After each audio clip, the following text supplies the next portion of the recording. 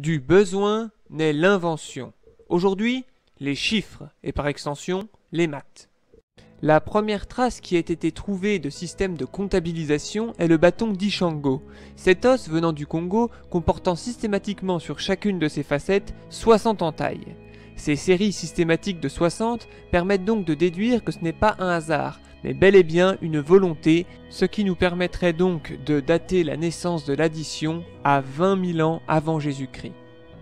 Il faudra cependant attendre jusqu'à moins 4000 avant Jésus-Christ pour que les Sumériens développent un autre système que les encoches.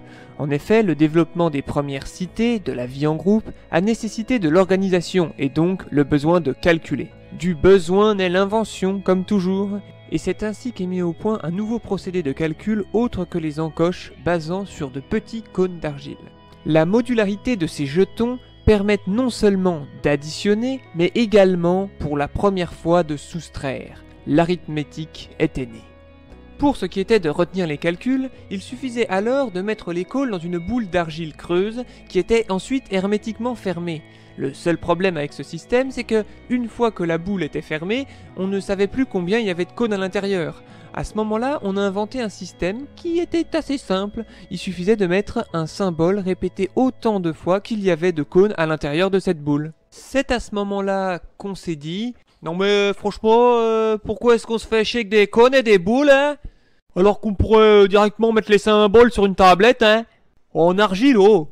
Cette simplification du support a permis une évolution vers la complexité des systèmes de calcul, mais également la naissance des premiers registres et, par extension, la création du métier d'expert comptable.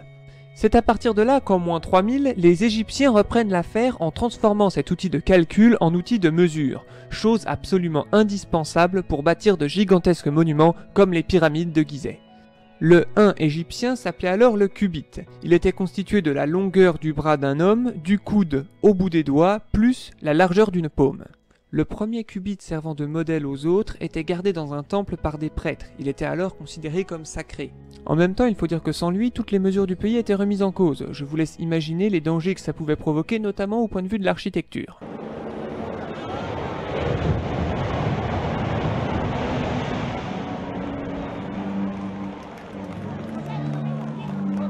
Observons l'effet d'un problème de qubit sur votre architecture.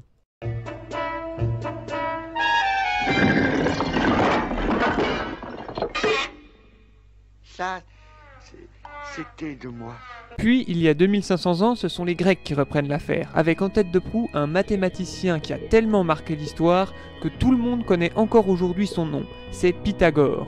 Les chiffres et le calcul se transforment alors en école de pensée. Pour simplifier, on pense alors au travers de la vision de la pensée pythagoricienne que le monde et l'univers ne peut être constitué que d'une série de 1 parfait. Ce que le prof de maths ne dit pas, c'est que quand on lui a fait remarquer que c'était pas possible, il a fini par péter légèrement un câble. Bon, après, dans la catégorie des mathématiciens grecs assez space, il n'était pas le seul, hein. L'un de ses successeurs, Archimède, lui, pour s'amuser, il allait pas sur le dernier Call of ou se faire une petite session de GTA, hein. Non, lui, pour s'amuser, ce qu'il faisait, c'est qu'il calculait le nombre de grains de sable qu'il faudrait pour remplir entièrement l'univers. Ah, la Grèce antique, qu'est-ce qu'on devait se faire chier en ce temps-là. Attends, le mec, il était tellement passionné par les maths que quand il a eu sa grande révélation de la fameuse poussée d'Archimède, il était en train de prendre son bain. Ça lui est venu quand il était en train de se laver les miches, le type il est sorti de la baignoire, il s'est mis à courir dans les rues en hurlant qu'il avait trouvé. Bon, alors je sais pas vous, mais moi perso, la vision des grands mathématiciens de l'Antiquité, c'est pas vraiment la vision d'un vieux Lémi Chalère qui débaroule dans la rue en beuglant comme quand on inaugure le Beaujolais nouveau. Non mais sérieux, ça fout un coup au mythe là, non ? Le type a eu une mort à la hauteur de sa légende aussi, parce que quand sa ville a été envahie par les troupes romaines, et que tout le monde s'enfuyait pour éviter de se faire trucider, lui par contre il était en plein milieu d'un calcul particulièrement passionnant et il avait donné ordre de le déranger sous aucun prétexte. Si bien que quand un soldat romain a débaroulé chez lui, Archimède lui a balancé direct sans pression en grec ancien. Va chier, bozo. Et résultat... Oh attention chérie, ça va couper. Rome reprit donc les maths pour développer leur propre système numérique, les fameux chiffres romains, particulièrement peu pratiques pour le calcul. Je vous laisse imaginer calculer votre feuille d'impôt en chiffres romains. Cependant, ce système numérique était parfait pour régenter leur système militaire, reposant en base 10. avec par exemple les centurions, responsables de 100 hommes. Un autre exemple, quand les légions romaines subissaient une cuisante défaite, on disait qu'elle était décimée, terme qui vient de 10. Et à ce moment-là, les Romains avaient l'habitude de buter un soldat sur 10, quelles que soient les responsabilités individuelles. Vers 500 après Jésus-Christ, l'Inde, avec son propre système numérique que nous connaissons sous le nom de chiffres arabes, donna naissance à une véritable révolution mathématique en créant un nouveau chiffre. Les chiffres indiens comportait 9 symboles, donc de 1 à 9. Cependant, il manquait un symbole qui ne représentait rien, le néant. C'est ainsi que naquit la plus grande invention indienne, le zéro. Grâce à ce simple symbole, les Indiens étaient capables de faire des nombres infiniment grands mais aussi infiniment petits. Le système indien a permis à la science, aux mathématiques et à l'astronomie de faire de véritables bonds de géants. On pense que c'est grâce à la route de la soie que les Arabes adoptèrent ce système numérique. Et le moins qu'on puisse dire, c'est que les civilisations arabes ont bossé dur. En effet, ils ont développé équations quadratiques, logarithmes, et surtout le procédé mathématique qui fait tourner Google et dont vous vous servez donc tous les jours sans même vous en rendre compte, l'algorithme, mot venant d'ailleurs du nom du plus grand mathématicien arabe, Al-Khwarizmi. Une fois que le commerce s'empara de ce système, il ne tarda pas à franchir la Méditerranée pour arriver en Europe. Bien plus facile, pratique et rapide que le système romain, ces nouveaux chiffres venus des Arabes suscitèrent pas moins une certaine méfiance venant des Européens. Surtout vis-à-vis de l'homme de la rue qui y voyait un langage codé, un langage chiffré.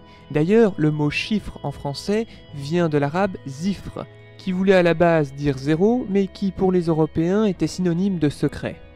Ce nouveau système numérique eut également un impact majeur sur la navigation, car en effet, calculer sa longitude et sa latitude devenait alors beaucoup plus simple, ce qui donna plus de courage aux marins pour traverser les océans. Il fallut ensuite attendre la Seconde Guerre mondiale pour qu'un nouveau système numérique soit mis en action et change de nouveau le monde. C'est le système binaire.